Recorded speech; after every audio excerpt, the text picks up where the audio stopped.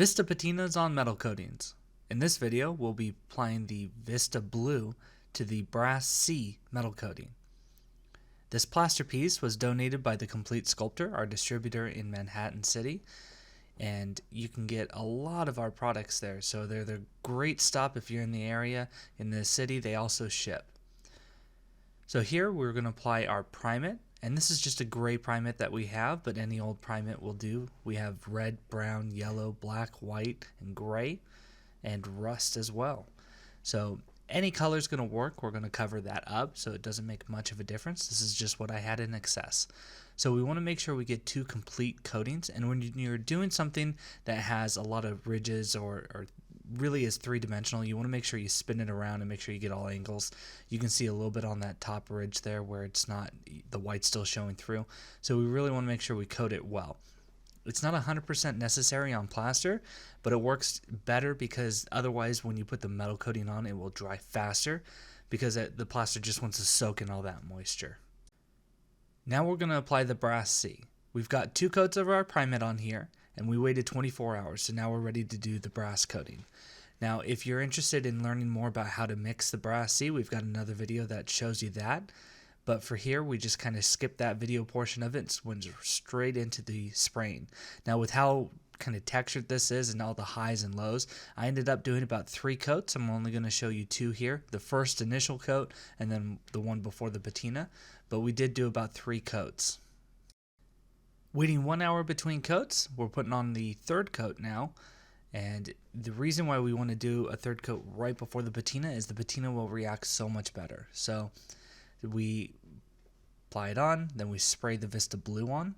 And I like to go a little heavier with my Vistas, especially with something so textured. We want to make sure we get into all those crevices. So I go a little heavier and then I'll run it off. You'll see I'll pick it up and kind of run the excess off. But you can go as light or as heavy as you want. If you go too heavy, it's a good idea to kind of run that excess off like I will in this video. But I really wanted to make sure I get all those little nooks and crannies. And sorry, kind of a bad angle when we film this here. Only so much room in the spray booth there. So we just tilt it off and let the excess run off. And it's okay if it's a little thick. It's not quite like Tiffany where it will start wanting to kind of pop off a little bit of that green. This is going to be pretty on there.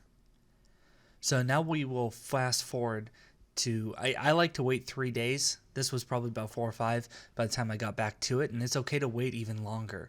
But now we're going to go through our steel wool. And to get the best shine, you want to go from 1/0, 2/0, 3/0, and then end with 4/0. I'm going to do just a little bit of 2, go to 3, and then hit it hard with 4. As you can see, as I'm hitting it with this 2/0, there's a lot of dust particle coming off. So please use your safety on this. You should always be using safety when you use some of these products, but you can see all the dust coming off, and a lot of the times it's easy to forget that you should use a dust particle mask for that as well. So just an easy rendition, and you can protect yourself just from any dust. It's just like sanding rust. You should protect yourself from that as well. Now we've stepped up to the 3/0, and I'm going to hit it a little bit harder. I wasn't going super hard or aggressive with the 2/0, but now I'm going to hit it a little harder with the 3, try and get some of that brass really coming through, and you can see it really starting to show up on the edges. And that's one of the best outcomes for the C versions, in my opinion, is being able to just get that line on the edges coming up. Looks like it's been abraded, whether it be natural or by people handling it, but I kind of like that. It gives it a nice look. So let's go on to the patina portion a little bit now that we're kind of just watching the sanding portion. The Vista Blue, it will always give you a combination. The Vistas are just notorious for that. That's how they're designed. So Vista Blue on brass, bronze, or copper will give you kind of a combination of green and blue. And it's kind of hard to see in this kind of lighting, but it's a greenish blue coloring here. So if you got Vista Red, it would be a combination of green and red. Vista Rust, it would be a combination of green and rust. So on the bronze, brass, and copper, you're going to get green plus the color you buy. If you did this on an iron or a steel, even the metal coatings, then you would get a combination of rust and the color you bought. So it's usually a combination of those. And the Vistas are really unique in the sense that they will do what they want to do. And while we can kind of say, yeah, it's going to give us a combination of green and blue, it really kind of does its own thing. There's no definitive way to say, I want this much green and this much blue. It kind of needs to just run its course and do its thing. And it's part of the beauty on it is we can have some of the control, but really we let the piece decide a little bit more.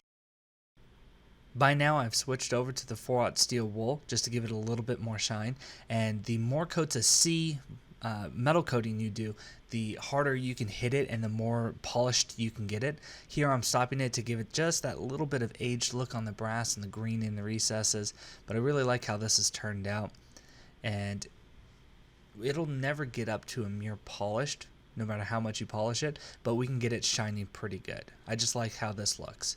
So we're going to go in with the ClearGuard matte. You can do the Everclear or the Smart Coat, the waxes, whatever your desire to do. The metal coatings don't actually need a clear coat technically. They are pretty hardy on their own. I like to do a clear coat because I don't want anything to happen to it. I want everything to be protected as best as I can. So personally, I always put a clear coat on things, and I know it's exactly how I wanted it to leave through my door. So here we'll go a little bit heavy. The metal coatings, they can tend to want to soak in some of the clear coat a little bit more with these green and blue patinas. So I go a little bit heavier on that first coat, and sorry again about the angle here, but we will show a picture right after we're done spraying the clear coat and after it's dried out. Here we have our final piece of Vista Blue over Brass C onto the plaster here. Vista Blue, Brass C metal coating, Primate, and ClearGuard are all available at www.sculptnouveau.com or through our distributor, Complete Sculptor, at www.sculpt.com. Primate, Brass B metal coating, Vista Blue, and ClearGuard are all available at www.sculptnouveau.com or through our distributor, Complete Sculptor in New York, or at www.sculpt.com.